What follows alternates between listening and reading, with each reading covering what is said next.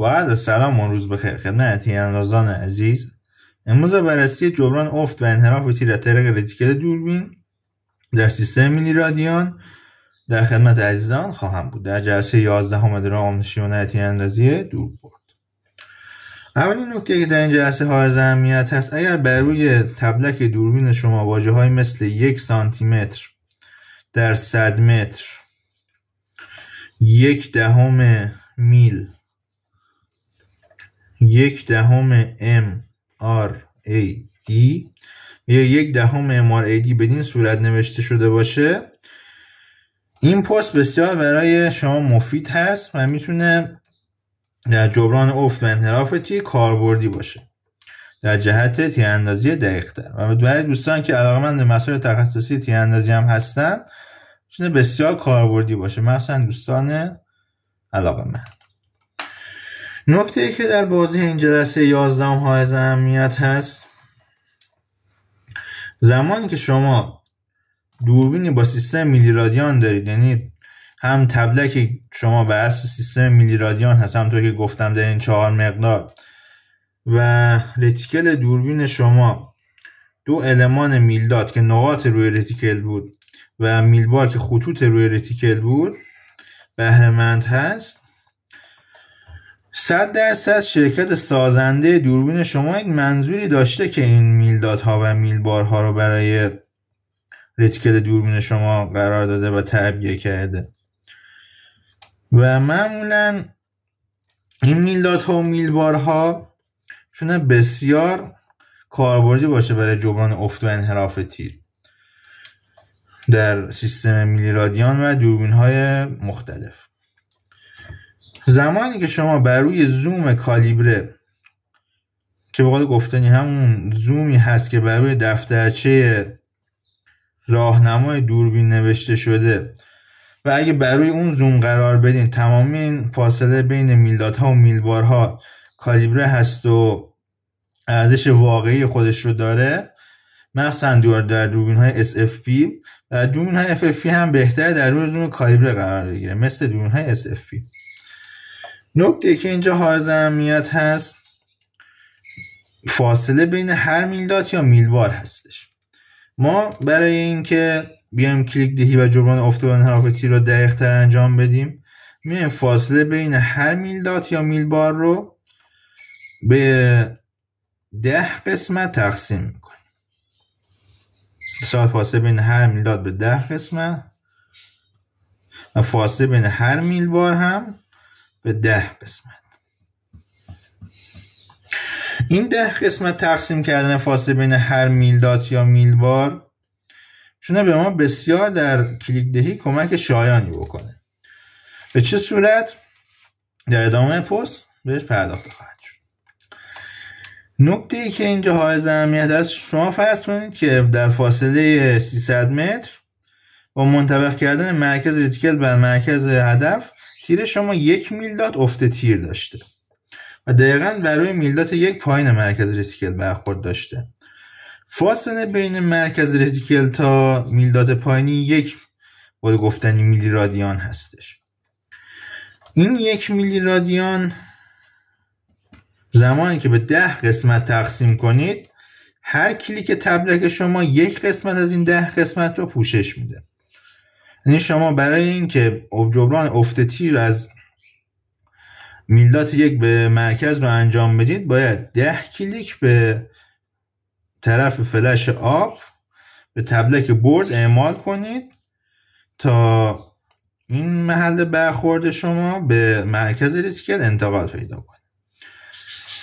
اما ما اومدیم مثال تیر ما 2.5 میلدات زیر رتیکل برخورد داشت.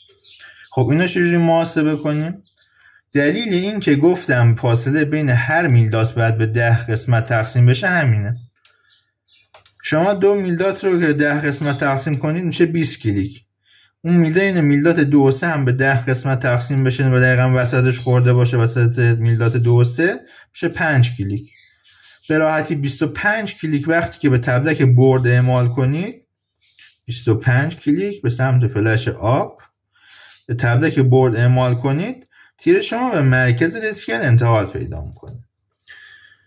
این نکته ای هست که برای جبران افت و انحراف تیر در سیستم دوربین MRAD یا همون میلرادیان بسیار کاربردی هست که میتونه بسیار بسیار در جبران افت و انحراف تیر به ما کمک شایانی بکنه و گرفتن خطای تیراندازی. نکته که اینجا حائز اهمیته برای دوستانی که قصد دارن انحراف باد رو جبران کنن. زمانی که مثلا ما باید میلبار رو مثال میزنیم، مثلا تیر شما وقتی که در 300 متر شلیک کردین و دیگه صفر شد، مشاهده کردین که باز مقدار 2 میلبار به سمت راست متمایل بوده تیر شما. در این حالت میلبار هم مثل میلداد باید به 10 قسمت فاصله بین هر کدوم تقسیم بشه و فاصله بین مرکز تا میلبار 1 که 10 قسمت بود و فاصله بین میلبار 2 تا میلبار 3 هم، میلبار 1 تا میلبار 2 هم 10 قسمت هست و شما در این حالت باید 20 کلیک به تبلک سمت اعمال کنید در جهت فلش لفت یا L. 20 کلیک. خب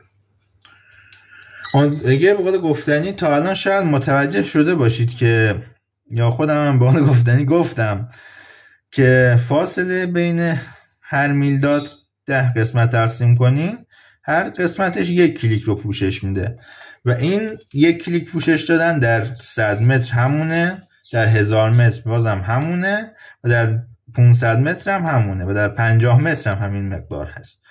یعنی شما این مقدار MRAD و میلیرادیان و ارزش هر کلیک رو که یک قسمت از این میلداد رو تشکیل میده در هر فاصله تغییر ناپذیر هست زمانی که بر روی زوم کالیبر دوربین شما قرار بگیره.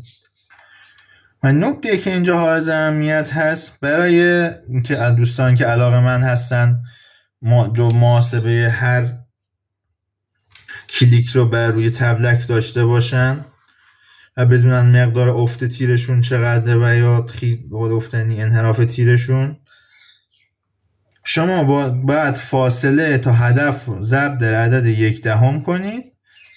مثلا 100 متر ضرب در 1/10 اشتباه هم کردیم میشه تقریبا 10 سانتی متر. یا مثلا 100 مثلا 250 متر 250 ضرب در 1/10 25 سانتی متر. 250 هم بذاریم باز اشتباهی پیش نیاد.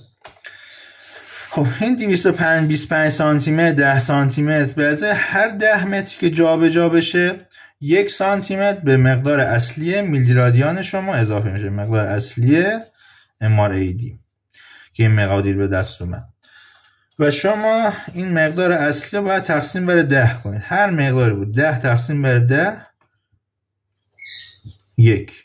25 تقسیم بر 10 2.5 سانتی که مقدارش به حسب سانتی متر به دست بیاد. مثلا شما همون گفتم دیگه 1 میلداد اگه افت داشته باشید در 100 متر مقدار 10 سانتی متر مقدار افت شما هست.